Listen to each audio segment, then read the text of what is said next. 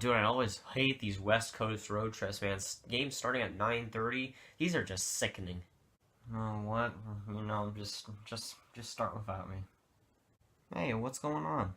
Well, it's exactly like you said. These damn 9:30 games are really quite killing me. Oh, but look, see, it says that the next game is at 6 o'clock. You should be good. Yeah, well, I'm going into hibernation, so I might be there. I might not. Just be prepared for that. Hello, guys. Welcome back to DSFR. The Stars win 2-0 over the LA Kings, and it was a very triumphant victory. Now, it was very inconsistent throughout the whole game, but we'll get into that. Now the Stars improved to 35, 22, and 4, while the Kings downgrade to 33, 23, and 5. Now the Stars were behind, actually, for a little while, behind the Minnesota Wild in the standings. The Minnesota Wild were third in the Central for a couple hours after their win against the New Jersey Devils, and the Stars had just in the wild card for a couple of hours there, and after this game, of course, jumping back to third, so that's very good to see. Them getting 2 points, it's very much needed.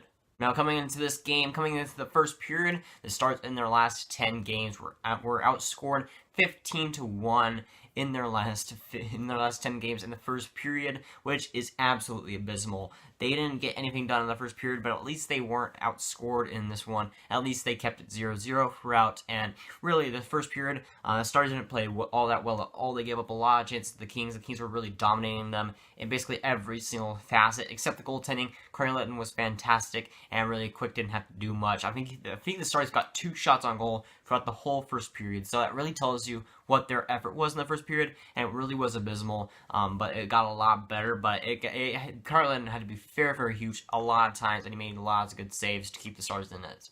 Now to start the second period, Faxa is right there. The puck is right on the stick. There's basically an empty net, and Quick just gets the stick on it. I think it was kind of rolling off Faxa's stick.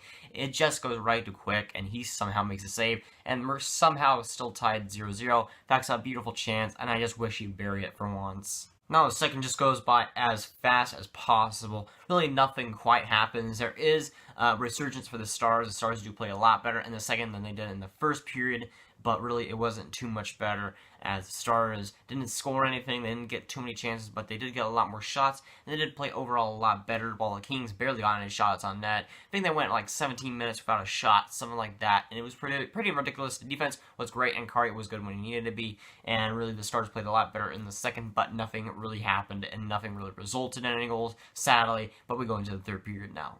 Might I add, after that second period, the Stars getting shut out in 5 straight periods, which isn't very good, obviously.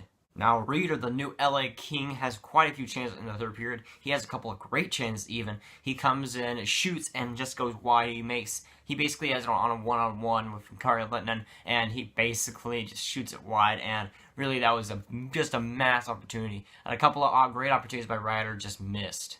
Now Lennon has to make a bunch of huge saves. The Kings were really swarming at the start of the third period, and they were doing a great job applying pressure, and Lennon was making some very good saves and some very key saves, keeping the Stars down 0-0 and keeping this game tied, and looking like it was going to go to OT, but thankfully not.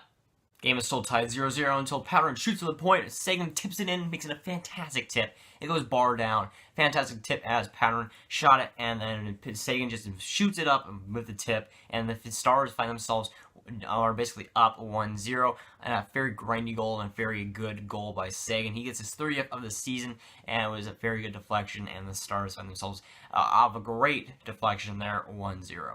Now, after that, about 10 minutes left in the period, the Kings just are grinding down the clock. Really, they're putting up pressure, but they're kind of shooting themselves in the foot. A lot of times, just dumping pucks in, kind of wasting time. And the Stars are doing a great job of just vacuuming stuff up. Even though the Kings do get a lot of pressure and a lot of good chances, Kari is there for a lot of them, and he really makes some key saves. Now the Kings have their empty net.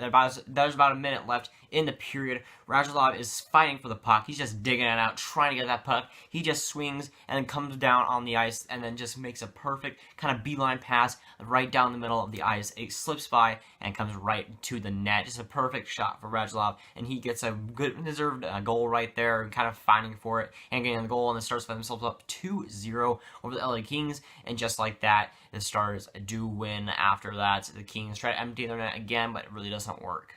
And the Stars get a much-needed win, getting 2 points and climbing up the standings once again, going third into the Central Division, which is very much needed after they've been kind of slumping this week, as you know.